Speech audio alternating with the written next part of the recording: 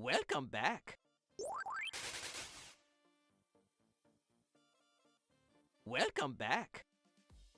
Hey, Denali, thanks for the work alert. Congrats on getting first. Hope you're having a great morning.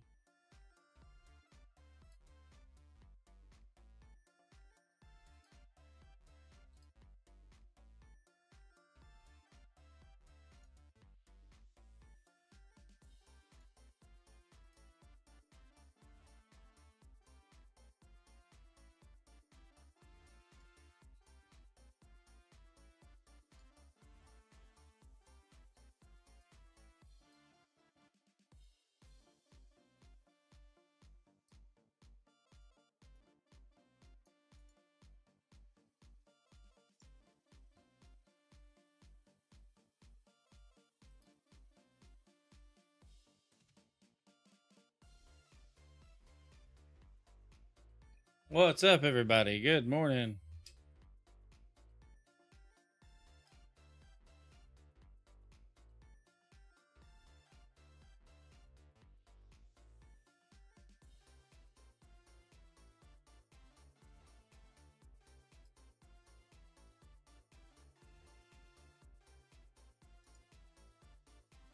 Nice. Good to see everybody.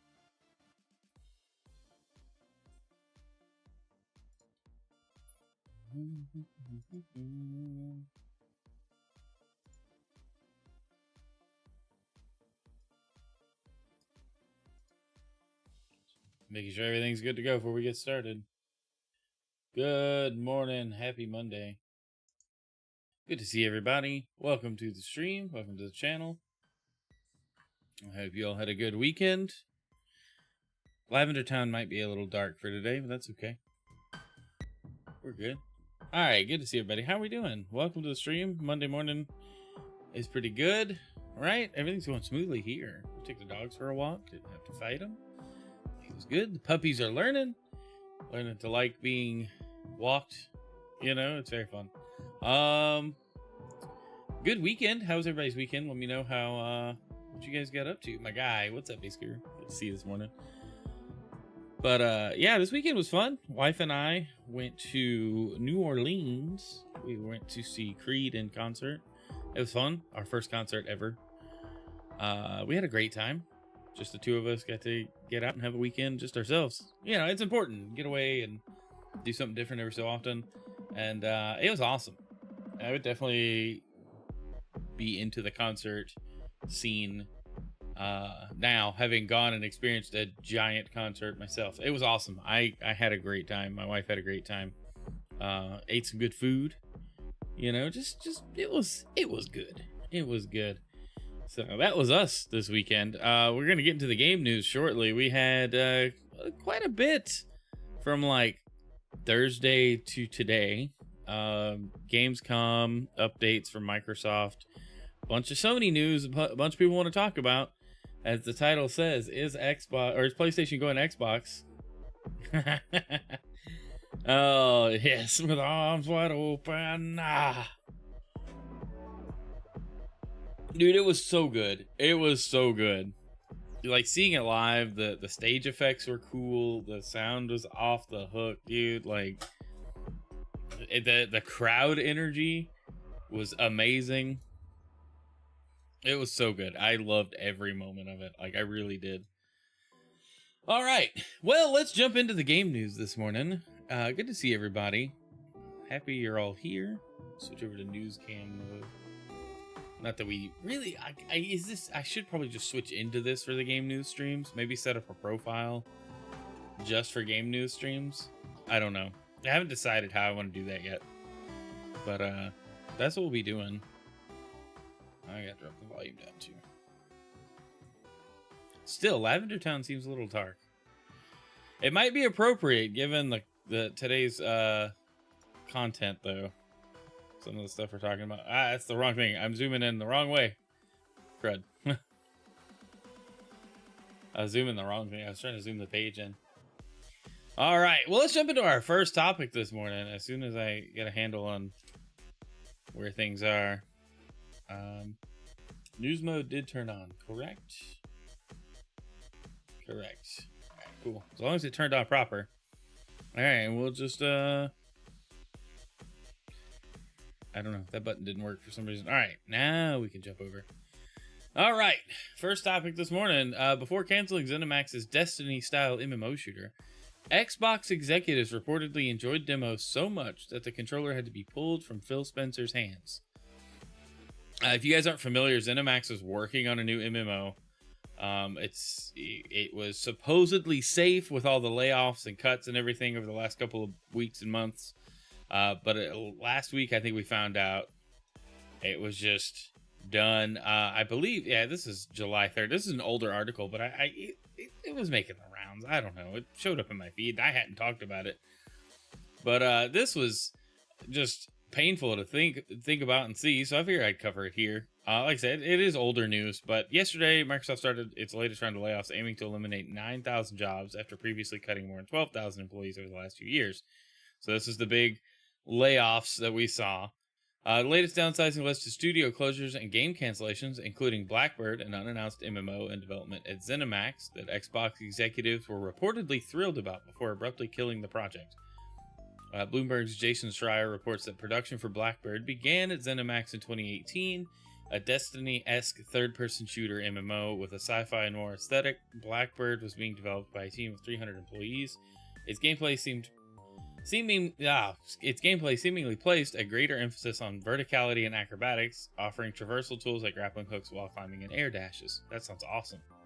Blackbird had been a hit with Xbox executives, according to sources familiar with its development.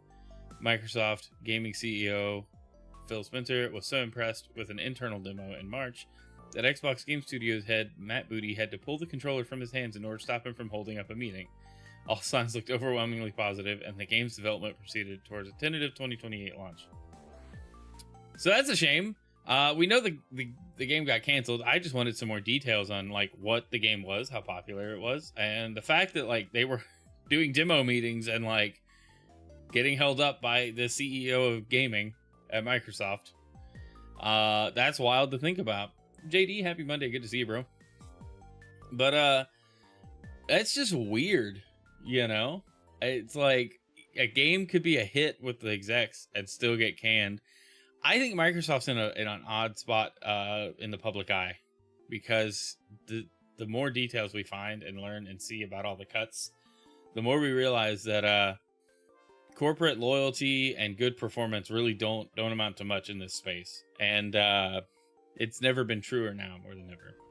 That's why devs are so transient when it comes to jobs. You stay at a place a couple of years or less and find a job that pays more, because that's the only way you're going to move up. You can't just work hard and ascend the corporate ladder as it is. You have to move around. Corporations are not loyal to customers anymore, so fair is fair. No, exactly. This sentiment exactly, Dan. Good to see you. But yeah, it's a shame. And I hope whatever these guys were working on, they take all of that and all of their knowledge and what they learned and come up with something new and better. All right, let's move on. Good to see you, Will. Good to see you in chat. Maybe we'll move on. There we go. Did we jump ahead too many? I don't even know. No, we didn't. Okay. Let's talk about Halo. I love Halo. Love old Halo. The Halo World Championships is moving on from Halo Infinite after 2025, which begs an obvious question. So we learned that the Halo World Championships this year will get something about the future of Halo from Halo Studios. So whatever that amounts to, we don't really know yet. But this announcement that Halo is moving on from Halo Infinite, well, the World Championships will not be using Halo Infinite after 2025. That begs the question, what's next? Yo, Rocket, thanks for the gifts. That wasn't supposed to go off at all. Gosh. I've completely disrupted the game news. I'll just have that turned off. I appreciate it though, Rocket. Alright. Let's see. The medieval English author Geoffrey Chaucer once wrote, "All good things must come to an end." 7 centuries later, we're still quoting that seminal phrase from everything from everyday conversations to the titles of television series finales. It speaks to the inevitability that in time, everything has an unavoidable conclusion, which is all well and good, but I'm a bit mystified that Halo Infinite is facing the music so soon. I'm not. This will be Halo Infinite's final year representing the official Halo World Championships. In a recent blog update at Halo Waypoint, Halo Studios Director of Competitive Engagement, Tashi, dropped the bombshell news that this year's Halo World Championship will be Halo Infinite's last. I added the B. Okay, over the next few months, the HCS will host the 2 planned majors as well as the almost sold out, highly anticipated Halo World Championship on October 24th to 26th. Once a world champion is crowned in October, the HCS will be retiring Halo Infinite from official HCS competition. Makes sense. The most recent chapter in Master Chief's ever-expanding saga has represented the franchise since its 2021 launch on Xbox and PC.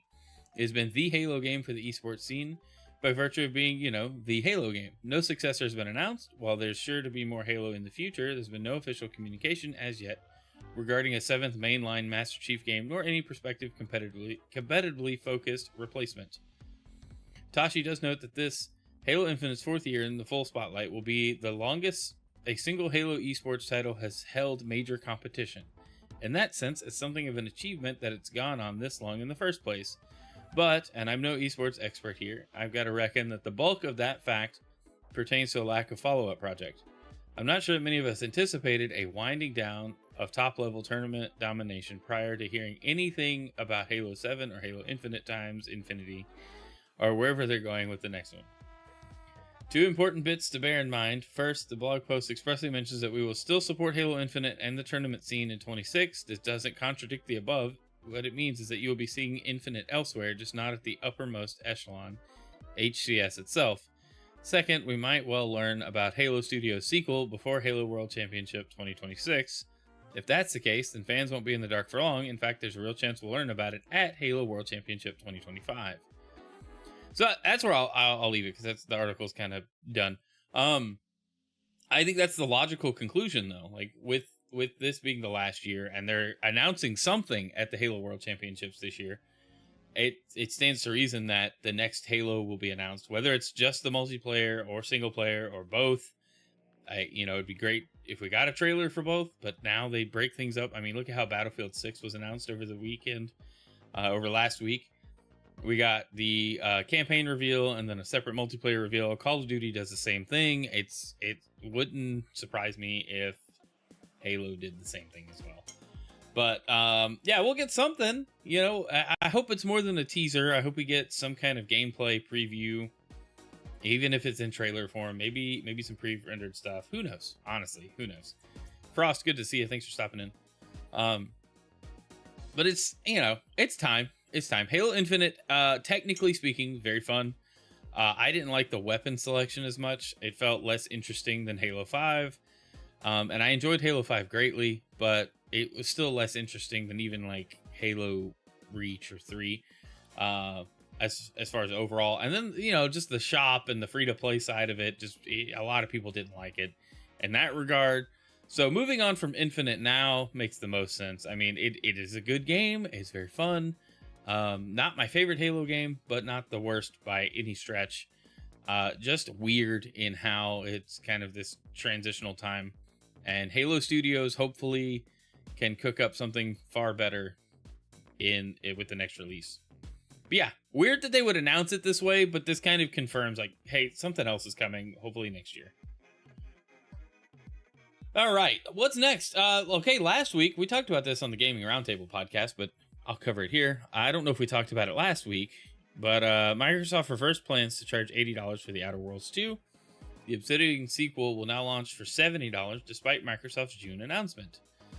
Let's read on. Microsoft has reversed plans to price its next big RPG, The Outer Worlds 2, at a higher $80 price point.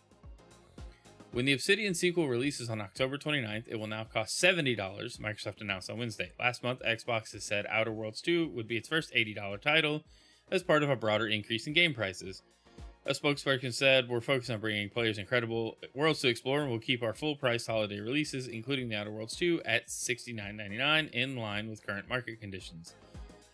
So, does that mean every game coming out this holiday is $70? Because that kind of sounds like we'll keep our full-priced holiday releases, including The Outer Worlds 2, at $70. Yeah, that's how I would read that. Was Halo 4 the one where they introduced the hard light weapons? Yeah, Rocket. See, I liked Halo 4. games will feel a hit over Christmas. More than likely, Dan. More than likely. I think that's why this price change is important. And we don't necessarily have to read on. There's not much else to discuss. The price did change. I think this is a result of pre-orders being low. I think the backlash for an $80 price point, coupled with layoffs and news of Microsoft being more profitable than ever, while culling 9,000 employees, doesn't sit well with a lot of people. Consumer-wise, I think we've all voted with our wallets. We're not paying $80 for this game. We don't want to pay $80 for games unless they're your Nintendo, in which case they don't care. They'll charge whatever you want. I think it's it's good. I don't think the $10 difference really means all that much, just personally. But I can't speak for everybody. I've said it in a bunch of places. Games being $80 just means I buy less games. Game Pass, if they increase the price to compensate for an $80 price tag, on full game releases, I just will not subscribe to Game Pass. It's really that simple. Like, the sweet spot for cost versus value is different for most people, but there's a spot that everybody's happy with. $60 to $70 seems to be it right now. They want to charge more because of the economy and everything else. I also think dev timelines and team bloat and things like that have made games way more expensive than they should be.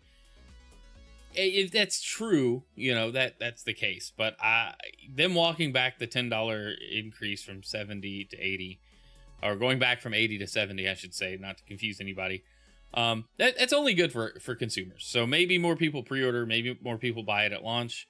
I think it'll be a good game. I enjoyed what I played of the first one, but I didn't beat it by any stretch. But it was fine. It was fine nonetheless. But yeah, good on Microsoft, I guess. I don't know. It's kind of hard to say where they're headed, but it's a good choice if every game is not $80 that releases during the holiday season or from now to the end of the year. Cool. Does that mean next year they go ahead and try to rip the band-aid again and go to $80? That remains to be seen. All right, let's move on. All right, let's talk about this. This posted literally this morning. I had to hurry and scoot this into the list. Xbox at Gamescom 2025. Xbox returns to Gamescom with over 20 titles displayed, including the first public hands-on opportunities for multiple games. And this is why I had to include it. Play Hollow Knight Silksong with a new demo. On PC, a ROG Xbox Ally X. They're going to include Outer Worlds 2, and then they'll have some live broadcast stuff. And it'll be good. Let's talk about what they're showing at the booth, because Hollow Knight Silksong just made a big deal. But see, this year, Xbox booth will feature over 20 games from our first-party studios and our amazing third-party partners, spread across more than 120 gaming stations, alongside photo opportunities and experiences. Attendees will be able to go hands-on with some of our upcoming game releases and hardware, as well as experience updates to some of our most beloved franchises, including ROG Xbox Ally and ROG Xbox Ally X, which is the handheld, Grounded 2, Ninja Gaiden 4, the DLC for Indiana Jones and the Great Circle, the Age of Empires, Age of Mythology Retold, with significant presence on the show floor. Microsoft Flight Simulator 24, which I don't know why. I didn't even realize a new one had come out. I thought it was just more DLC for the other flight sim, but this is the new one. And more DLC for that. Outer Worlds 2 is going to be their big thing, big push right now. But the third-party offerings for demo play, if you're at Gamescom, which I'm not in Europe, I don't know. Hollow Knight Silksong, Borderlands 4, Onimusha Way of the Sword, Metal Gear Solid Delta, EA Sports FC26, Animo, I don't know how to say it. No Ghosts at the Grand. That actually looked like a fun game. Power Wash Simulator 2. Thought this was interesting. Final Fantasy VII Remake Intergrade. Final Fantasy 16, Invincible Versus, Super Meat Boy 3D, Chronos: The New Dawn, and Mistfall Hunter. And then some surprises from their partners, which is interesting. What surprises could they be? I don't know. They're also going to talk about World of Warcraft, Black Ops 7, which I'm surprised Black Ops 7 doesn't have a bigger presence at this show. That's very unusual. With how big this game's going to be, but I guess they'll do their own event. Do they still do the Call of Duty events? I don't know. They usually do. I just don't know when they are. I'm so out of the loop on Call of Duty. It's Madden. It comes out every year. We play it for a little bit, and then we move on to the next game. And then some other stuff going on. Brent, what's up, dude? Good to see you. How's everybody doing? Okay. So yeah, Wednesday, August 20th, Thursday, August 21st. Gamescom, Microsoft. It looks cool. I just was like, ooh, Hollow Knight news. And then it turned into Gamescom news. I was like, all right, well, we can talk about the lineup. I may watch this in a VOD. I don't know. I won't do any live things because they'll be on Europe time and I'm not gonna be awake, or it'll be too early or just too late for me to really do any live coverage of it. But we'll definitely talk about announcements in the game news and stuff. That's next month, so stuff to look forward to. All right, let's move on. All right, Sony. This is the big story here. Sony wants to expand PlayStation Studios games beyond PlayStation hardware, hiring to partner with Xbox, Steam, Nintendo Switch, and more. This is a Windows Central article from Jez Corden covering this.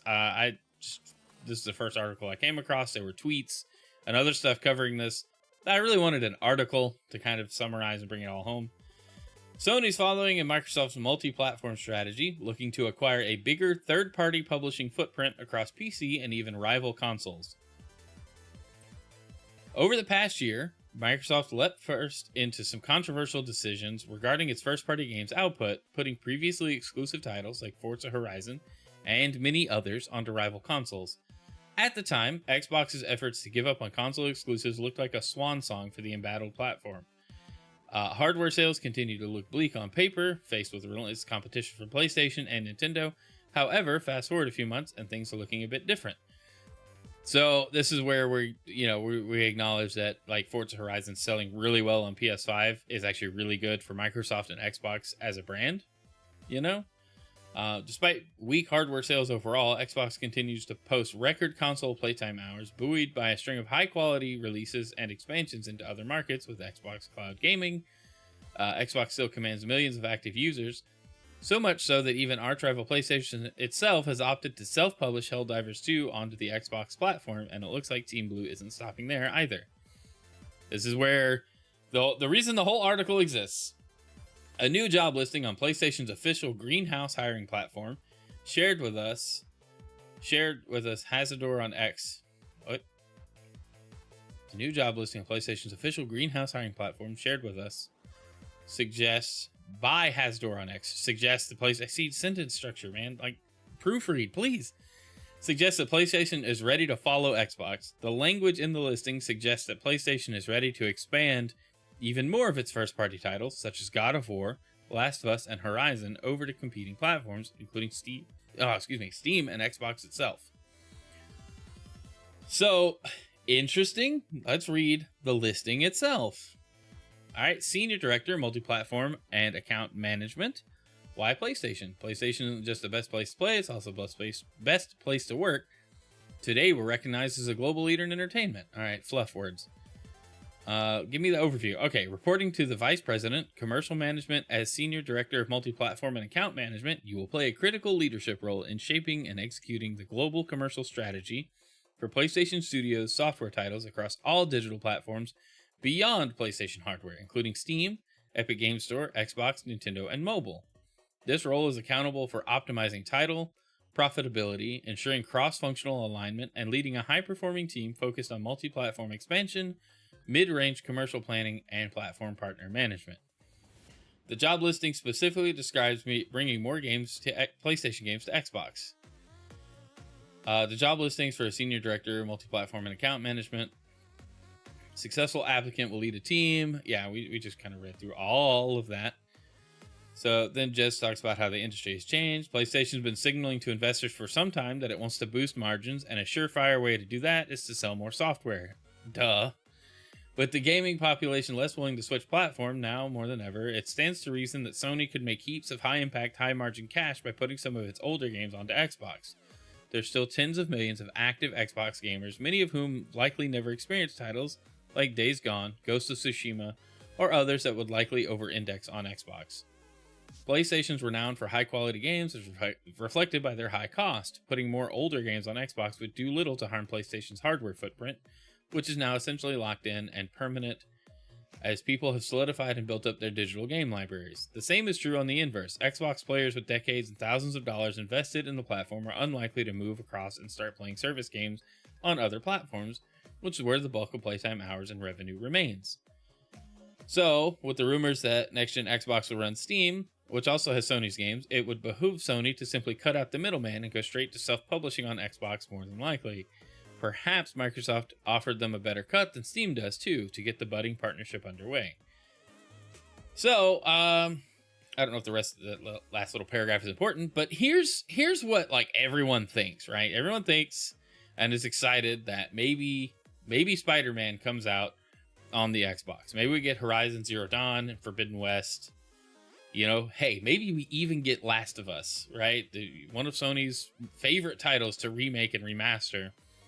Well, this would be an excuse for them to remaster it a 5th time or a 6th time. I don't know how many times they remade The Last of Us 1 and then The Last of Us 2. You know, that, and I'm not trying to throw shade. It's just weird how often that game has been like republished as a new game with some kind of title or something to make it different. And yes, there are graphical differences. And I'm not, anyway, that's a tangent we don't need to go down. I'm just saying that it would make sense to release some PS4 exclusives on the Series S and X that a lot of the core Xbox gamers who don't buy any other platform never played. Perfect time for them to get in on it. They could do the same on the Switch too with, you know, again, their biggest exclusives that are last gen. I mean, why not? You know, there are people that buy a Switch or a Switch 2. They're not buying anything else. Put your games there, you know, be successful. Like that's what's gonna keep a lot of these studios open. Microsoft learned that pretty fast. They saw that even with Activision under their belt, they had to keep Call of Duty multi-platform because that didn't make people suddenly run out and buy Xboxes, and it shouldn't have. You know, I'm kind of the same way with digital games on Xbox. I'd rather buy physical on PlayStation and Nintendo, but Xbox, I have a big digital library. I don't mind buying more digital games on my Xbox, so long as the platform support is there. I'd rather buy physical more often than not, but I mean, I have a Series S here in my office, so if I play anything on it, it's got to be digital.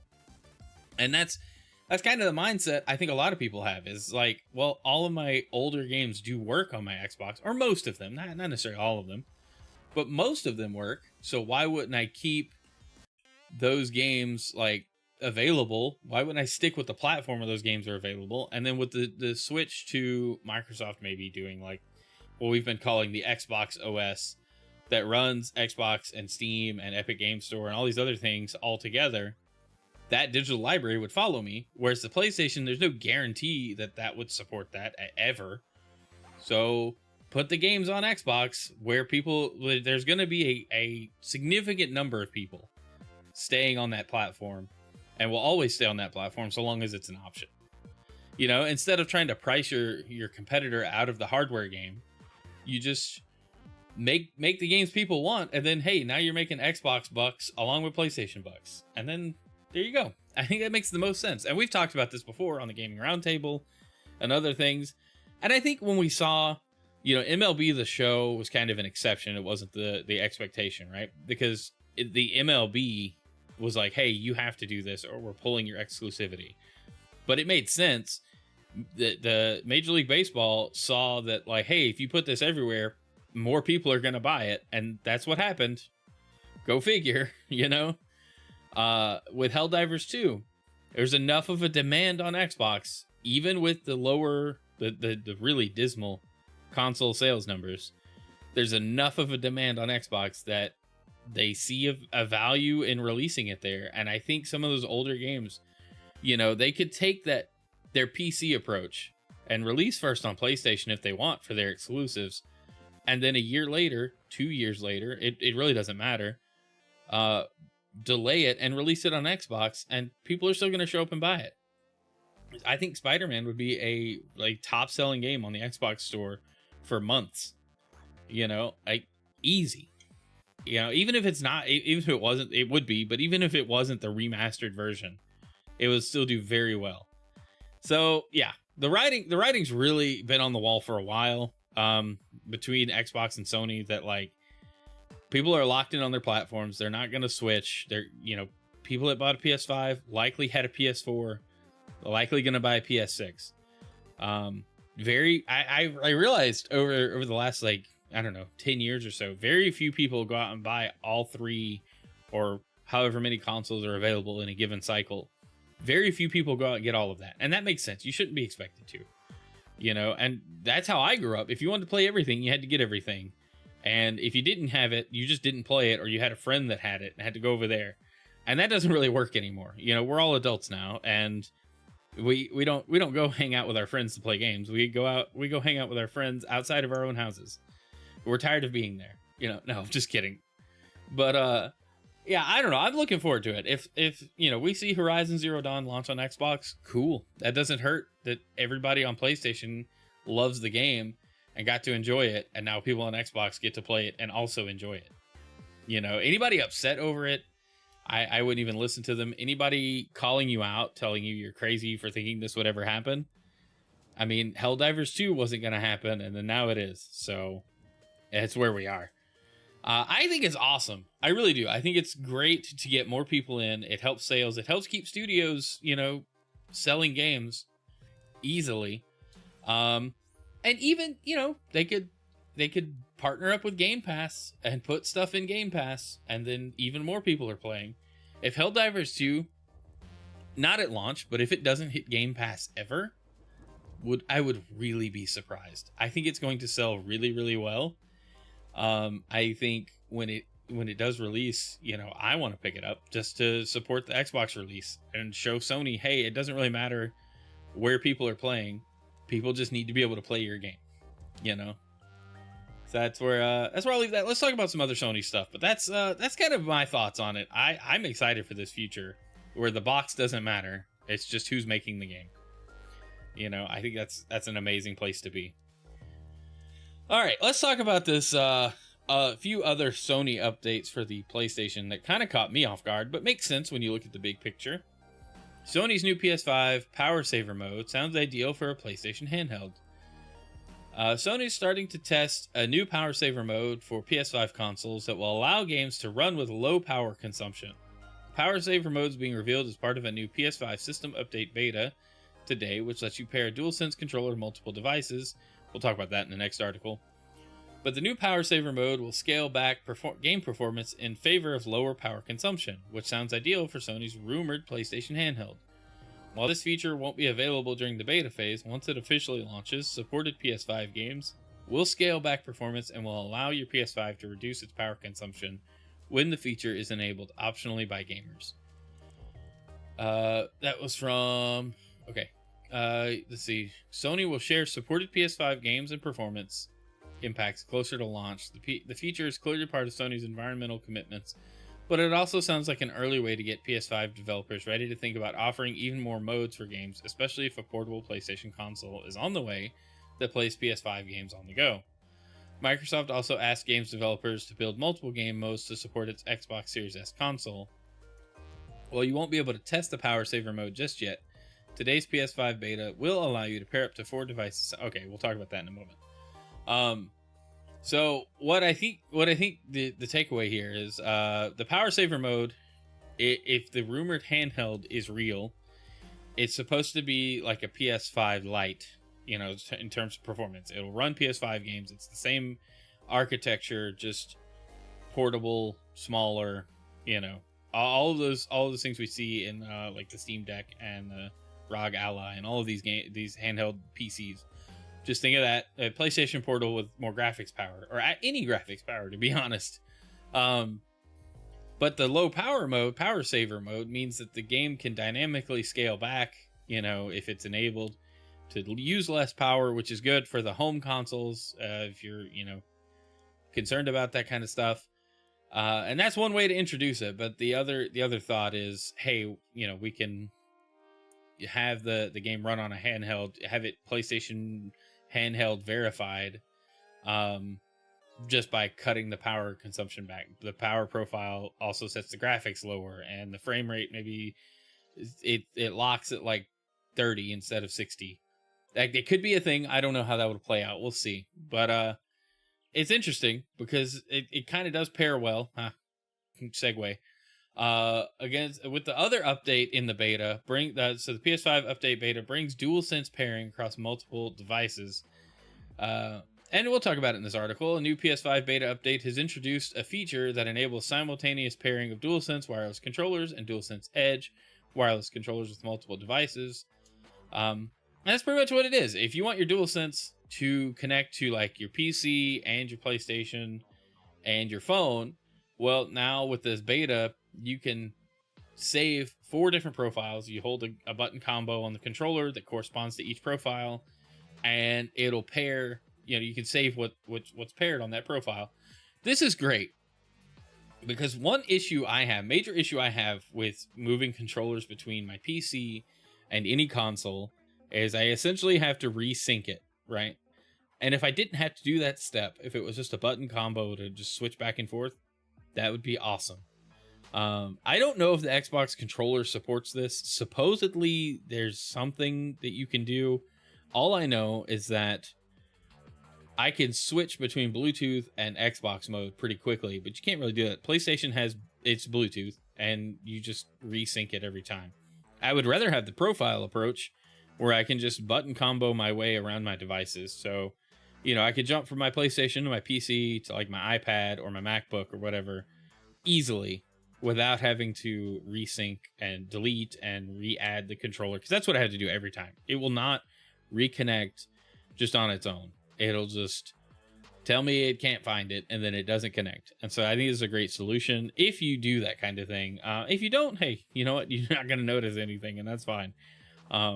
Personally, I'm looking forward to this kind of update because I do like using my DualSense for some games on my PC or my phone.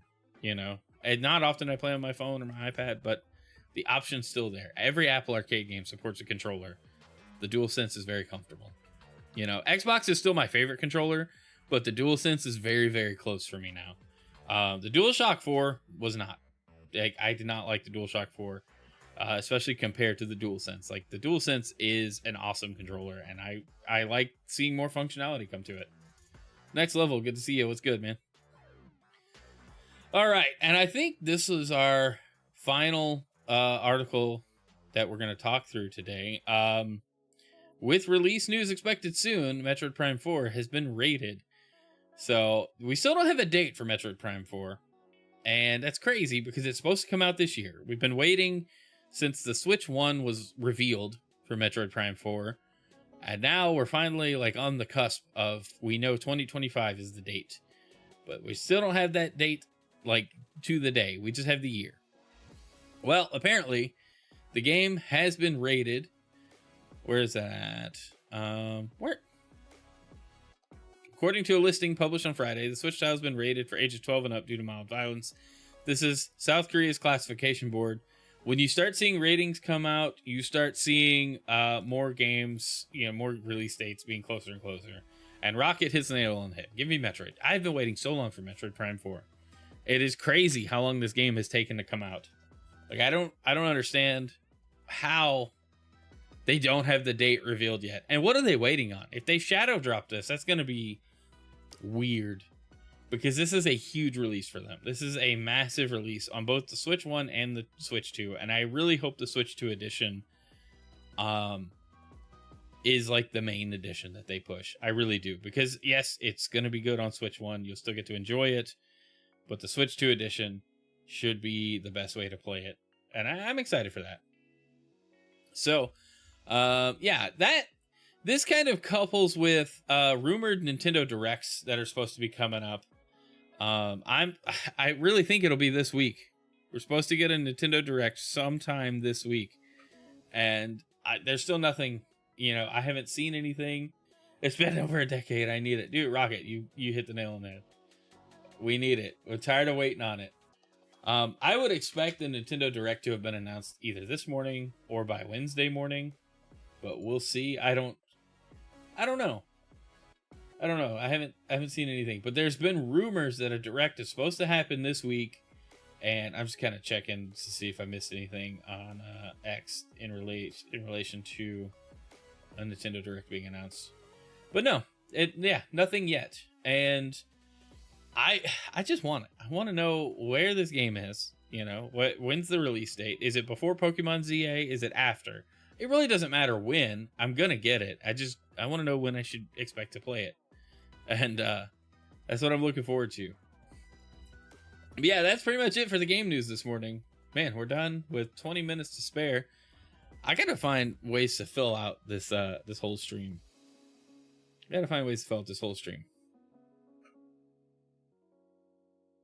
But good stream.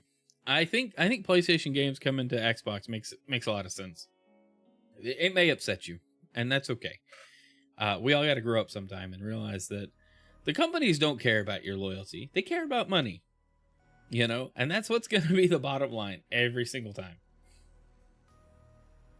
But good show this morning. Thanks for hanging out with me, guys. I guess, yeah, let's find somebody to raid. I'm not one for just idling and hanging out and doing nothing. So we'll find somebody to raid out to and wrap things up.